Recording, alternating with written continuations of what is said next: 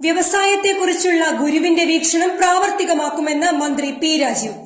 Chalakka Sreenarayana institute of medical സയൻസിന്റെ Gurudeva charitable trustee മീറ്റിംഗും കുടുംബസംഗമവും ഉദ്ഘാടനം ചെയ്ത് സംസാരിക്കുകയായിരുന്നു മന്ത്രി. വ്യവസായത്തെക്കുറിച്ചുള്ള ശ്രീനാരായണ ഗുരുവിന്റെ കാഴ്ചപ്പാട് പ്രാവർത്തികമാക്കാൻ എല്ലാ വീടുകൾക്കും വ്യവസായത്തിനായി ലൈസൻസ് നൽകാനുള്ള സാഹചര്യം സംസ്ഥാന സർക്കാർ ഒരുക്കുകയാണെന്ന് വ്യവസായ മന്ത്രി പി രാജീവ് പറഞ്ഞു.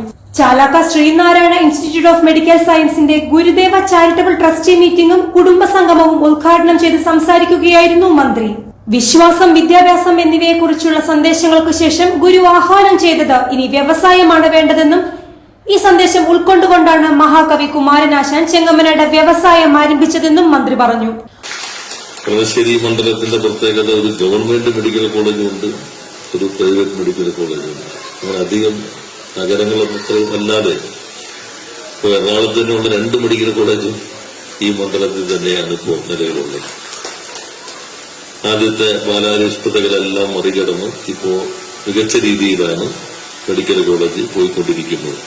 വിദ്യ കൊണ്ട് പ്രബുദ്ധരാകുക എന്ന ഒരു സങ്കല്പം, വിദ്യയാണ് സ്വാതന്ത്ര്യത്തിന്റെ ഒരു വഴി എന്ന ഒരു കാഴ്ചപ്പാട് ലോകത്താദ്യമായി അവതരിപ്പിക്കുന്നത് ശ്രീനാരായണ ഗുരുവാണ്. യഥാർത്ഥത്തിൽ പാഠപുസ്തകങ്ങൾ നിങ്ങളിപ്പോ സെർച്ച് എഞ്ചിനുകളൊക്കെ നോക്കുകയാണെങ്കിൽ, സെർച്ച് എഞ്ചിൻ മാറി ഇപ്പോ AI ടൂൾസിലേക്കൊക്കെ മാറിയിട്ട് നോക്കുകയാണെങ്കിൽ, ബ്രസീലിയൻ വിദ്യാഭ്യാസ ചിന്തകൻ പൗലോ ഫെയറാണ് വിദ്യാഭ്യാസം സ്വാതന്ത്ര്യത്തിനായുള്ള സാംസ്കാരിക പ്രവർത്തനം എന്ന ഒരു കാഴ്ചപ്പാട് അവതരിപ്പിച്ചത്. പൗലോ ഫെയർ ജനിക്കുന്നതിനൊരു 3-4 വർഷം മുമ്പ് ഗുരുദേവൻ സമാധിയായിട്ടുണ്ട്. അപ്പോ അതിനൊക്കെ എത്രയോ മുൻപ് ഈ കാഴ്ചപ്പാട് ലോകത്തിന് മുൻപിലേക്ക് എത്തിയെന്നുള്ളതാണ്. ഞാനിപ്പോ ഗുരുദേവന്റെ ഈ പ്രസംഗം അധികം പറയാറില്ല. ഞാൻ ചെറായി പ്രസംഗം മാത്രമേ ഇപ്പൊ പറയുള്ളൂ. കാരണം എന്റെ വകുപ്പ് വ്യവസായം ആയതുകൊണ്ട് ചെറായിൽ വന്നപ്പോൾ അദ്ദേഹം പറഞ്ഞു, ഇനി നമുക്ക് വേണ്ടത് വ്യവസായമാണ്. അതാണ് ചെറായി പ്രസംഗത്തിന്റെ പ്രത്യേകത. അത് ഓരോ ഘട്ടമായിട്ടാണല്ലോ. ആദ്യം വിശ്വാസം, പിന്നെ വിദ്യാഭ്യാസം കഴിഞ്ഞാൽ പിന്നെ വ്യവസായം എന്ന ആ കാഴ്ചപ്പാടിലാണ് കുമാരനാശാൻ മഹാകവി അപ്പുറത്ത് ചെങ്ങമനാട്ട് യൂണിയൻ ടൈൽസ് കമ്പനി തുടങ്ങിയത്. ആദ്യം ആലുവ തന്നെയാണ് സ്ഥലം എടുത്തിരുന്നത്. പിന്നെ ഇവിടെ ഞാൻ ഒരിക്കൽ പോകുമ്പോ അദ്ദേഹത്തിന്റെ ഭാര്യയാണ് അന്ന് മരണത്തിന് ശേഷം അത് വളരെ വിജയകരമായി കൊണ്ട് വളരുന്നു. 2000-ന്റെ ആദ്യ ദശകത്തിലാണ് യൂണിയൻ ടൈൽസ് ഫാക്ടറി ചെങ്ങമനാട് അടച്ചുപൂട്ടിയത്. ഗുരുദേവൻ തുടങ്ങിയതാണ്.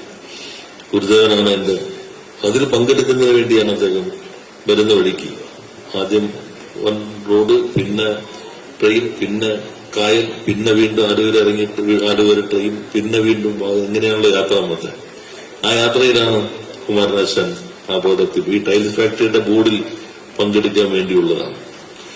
അപ്പോ കുമാരനാശാനെ കുറിച്ച്, വ്യവസായിയായ കുമാരനാശാൻ എന്നുള്ളതൊരു പുസ്തകവും ഒരു ലേഖനവും നിങ്ങൾ വായിച്ചിട്ടുണ്ടാകാനിടയില്ല. പക്ഷെ ഗുരുദേവന്റെ ഈ കാഴ്ചപ്പാടനുസരിച്ചാണ് കുമാരനാശാൻ തന്നെ ഒരു വ്യവസായം ആരംഭിക്കുന്നത്. അദ്ദേഹത്തിന്റെ കുടുംബം പിന്നീട് അത് കൊണ്ടുപോവുകയും ചെയ്തു. അത് ഏറ്റെടുത്തുകൊണ്ട് ഒത്തിരിയേറെ വ്യവസായങ്ങൾ കേരളത്തിൽ വന്നിട്ടുണ്ട്. ഇപ്പൊ നമ്മൾ എല്ലാ വീട്ടിലും വ്യവസായത്തിന് ലൈസൻസ് കൊടുക്കുകയാണ്. ഗുരുദേവന്റെ കാഴ്ചപ്പാട് എല്ലാ വീട്ടിലേക്ക് എത്തിക്കാനുള്ള ഒരു സാഹചര്യമാണ് ഗവൺമെന്റ് ഇപ്പോ ഒരുക്കിയിട്ടുള്ളത് എന്നുകൂടി ഈ സന്ദർഭത്തിൽ സൂചിപ്പിച്ചുകൊണ്ട് Gurudeva charitable trust president Pradeep Kumar Thankappan അധ്യക്ഷനായിരുന്നു.